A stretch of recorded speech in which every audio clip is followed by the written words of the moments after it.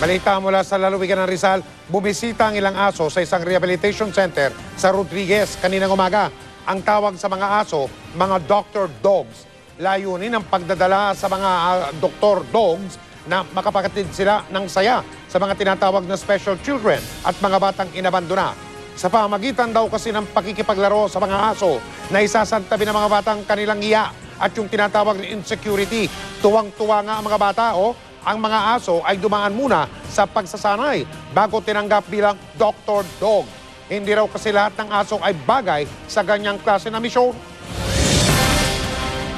Tinanggal na po ng Philippine Overseas Employment Administration o POEA yung pagpapadala po, yung pagbabawal sa pagpapadala ng mga Pilipinong manggagawa o OFW sa Libya, Kurdistan at ilang bahagi ng Iraq. Ibig sabihin, maaari na ulit makapagtrabaho roon ang ating mga kababayan. Nakatutok si Victoria Tula.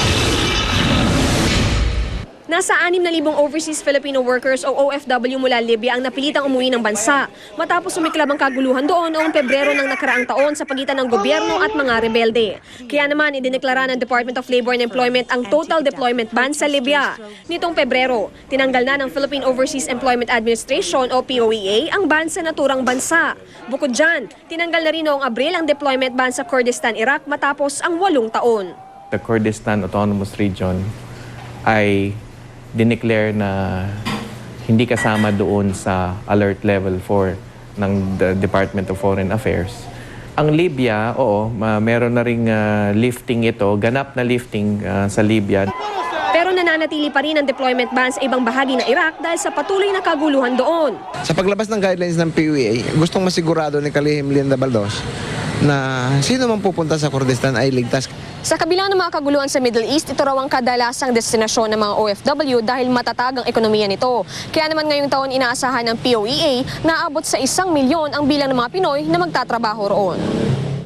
Isang construction worker na si Esmeraldo sa mga natuwa sa pagtatanggal ng deployment ban. Nagkukuloy yung mga bata, wala tayong sariling bahay, nangungupahan. Siguro sa nalalabing lakas natin, tisin na muna kahit 5 taon na mag-abroad. Maging si Vilma, nais mag-domestic helper sa Iraq o Libya para raw matulungan ng asawang 21 taon nang nagsa-sidecar. Sa ngayon okay lang kasi okay na naman ang situation doon. Basta ano lang yung magandang agency na secure ka ron. Inaasahan natin na yung kanilang kapakanan at sa kapakanan ng kanilang pamilya ay mag-i-improve. Ang kanilang maiuwi at mapapadala sa Pilipinas ay tataas. Hindi naman ibinababa ang Alert Level 4 sa Syria kung saan patuloy ang tensyon, kaya't nananatili rin ang mandatory repatriation. Sa Middle East, tanging Jordan, Afghanistan at Lebanon na lang ang may deployment ban. Victoria Tula, Nakatutok, 24 oras.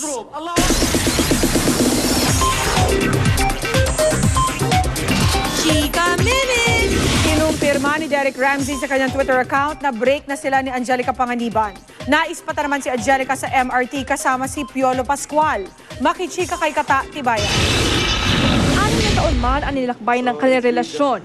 Nauwi pa rin sa hiwalayan na pag-imagkasintahan ni Angelica Panganiban at Derek Ramsey. Kinumpirma mismo ni Derek ang breakup sa kanyang Twitter account. Pero kahit hiwalay na, nananatili pa rin daw ang kanilang respeto sa isa't isa.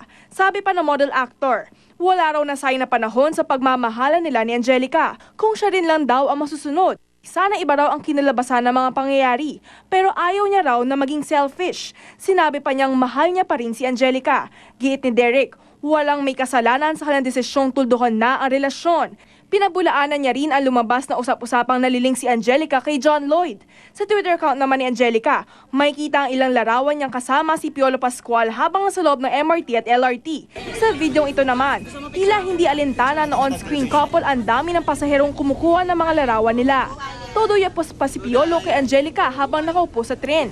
Noong nakaraang linggo, tinanong ng GMA News si Angelica tungkol sa kanilang relationship status ni Derek. Naging matipid ang kanyang sagot. I think everybody wants to know, Angelica, kamusta ka na? Okay naman ako. Okay na. Thank you. Okay.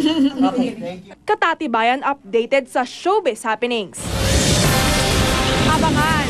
US edition ng Survivor sa Isla ng Karamuan nag-taping. Pangalan ng mga tribo, Pinoy na Pinoy. Ang partner ni Nadia Montenegro na si dating Caloocan Mayor Boy Asisio, Idinemanda na rin si Annabel Rama. Tuloy ang pagtuto dito sa 24 Oras.